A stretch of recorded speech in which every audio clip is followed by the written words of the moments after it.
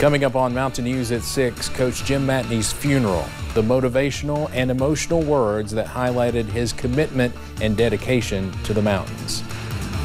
And the Commonwealth is seeing a struggling workforce. What does that mean for our economy? And are there any quick solutions? The pattern has turned unsettled for the first work week of October. I'll have all the details on our rain chances coming up right now at 6. Dedicated to Eastern and Southern Kentucky, this is WYMT Mountain News at 6. Police in Laurel County are looking for your help solving a recent murder case. WYMT's Corey Sanning has the new information. Officials with the Laurel County Sheriff's Office tell me it's a rarity in rural Kentucky that murder cases go unsolved, and that's exactly what they are looking to avoid this time around. 62-year-old Brian McCarty was shot in his home off Maple Grove Road over 1 week ago. Since then, police have been searching the area for potential suspects and following up on several leads.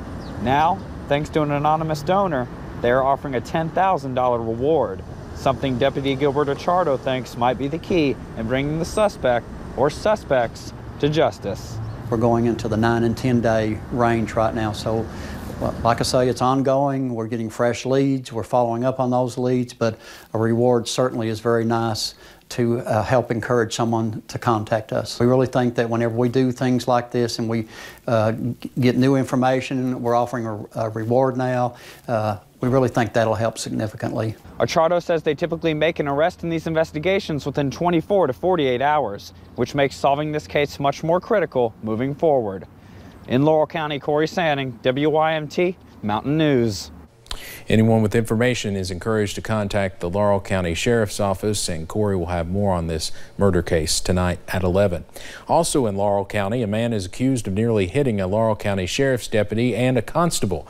The Sheriff's Office says Gregory Sizemore sped past the two men and didn't slow down when a deputy tried to pull him over. After they finally stopped him, deputies say Sizemore failed a field sobriety test. They say he registered a .147 on a breathalyzer test.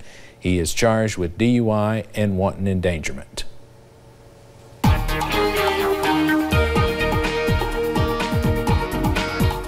Well, we've seen a couple of showers as we've gone through the afternoon hours, but so far so good for many of us in terms of keeping the dry weather around. Outside right now, our I-64 camera at Moorhead, you see kind of one of those towering clouds there in the foreground, but we haven't gotten too many showers out of those so far. Downtown Whitesburg right now sitting at 75. There's a few showers not too far away from Whitesburg at this point, but for the most part, we've stayed dry.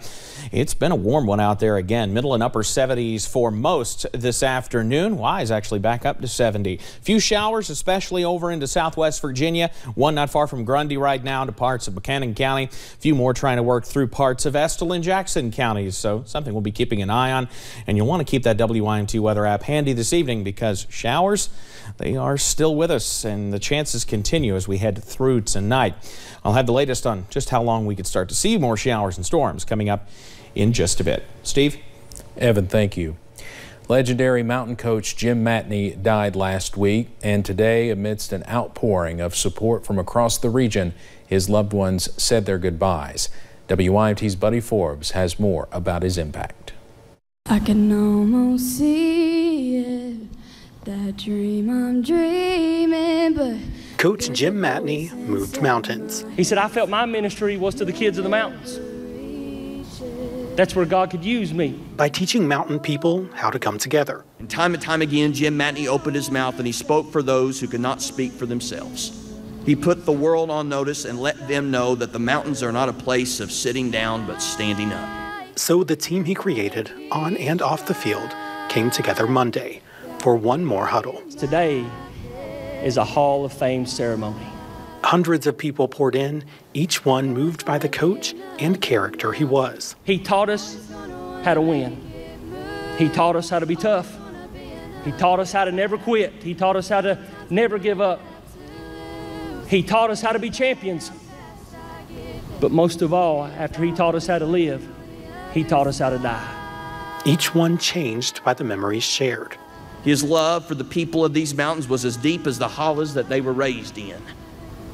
And the legacy that he cemented in these mountains will be as strongly cemented as the mountains themselves in our region for many years to come. Taking this next mountain together for him. Because he was so much more than a coach. So much more. In Johnson County, Buddy Forbes, WYMT Mountain News. Matt and his family extended their gratitude for the community's support and prayers, and we are working on getting the full funeral service posted on our website very soon, hopefully in the next few minutes. The Commonwealth surpassed 700,000 total cases of COVID-19 today, and we are inching closer to 9,000 deaths. But 2 counties are now out of the red zone in our area. Lee County is in the yellow and Elliott is in the orange. And hospitalizations continue to decrease. Governor Beshear announced 1,239 new cases of COVID today. That increases the statewide total to 700,393.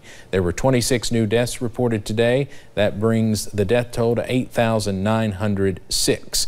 The positivity rate is a little more than 9%, so the positivity rate also continues to drop. Good news. You can find the latest COVID information on our website at WYMT.com.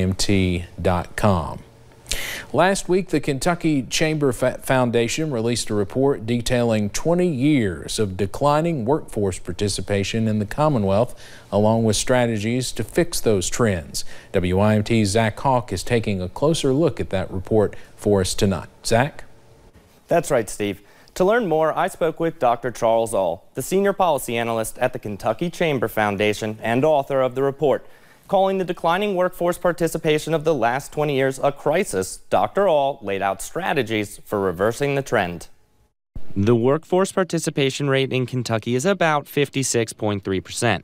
That's the third worst in the country and lower than nearby states. You can take a look at states like Missouri, Indiana, for example. Gaps are pretty significant. If you take a look at states that are in, say, the top 10 for workforce participation rate throughout the nation, then you get into double-digit gaps. The pandemic forced people out of the workforce rapidly, but the decline was already happening as far back as the year 2000. In the context of Kentucky, if you look at our workforce participation rate, so the percentage of Kentucky adults that are participating in the workforce, you are going to see a pretty consistent downward trend. In plain numbers, almost 44% of adult Kentuckians are not participating in the workforce. That's around 1.5 million people. But this report aims to offer solutions, including through legislation. We know that folks in General Assembly have a lot of interest in tackling this issue, and so we provided them not so much with a menu of options, but more of here's everything that needs to be done. Some areas to address include immigration, tax, and criminal justice reform, the opioid epidemic, skills training, and higher education for in-demand jobs. But Dr. Aul wants more than just legislators to be informed. The magnitude of the problem that we're dealing with is so significant that we really want all Kentuckians understanding that we're dealing with a serious problem here. Some measures are already in place to work on this problem, but more are necessary. Many of the proposed solutions could take years to really have an impact, but something to watch right now is how the workforce participation rate rebounds after bottoming out during the pandemic. That said, Dr. Aul cautioned that even with a full bounce back, Kentucky will still struggle to compete. Back to you, Steve. All right, Zach, thank you very much for that full report. You can find a link on our website at WYMT.com. In the spring of 2020, you might remember Governor Andy Beshear, by executive order, released inmates in prisons and jails that were overcrowded to help slow the spread of COVID. On Monday, Governor Beshear said his team only released inmates who were nonviolent and non-sexual offenders. But the Kentucky GOP says that's not true.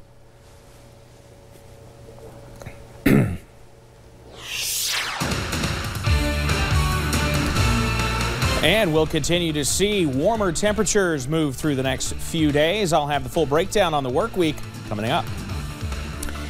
And a special story here in the mountains 20 years later, how a local school left its mark after the Twin Towers fell.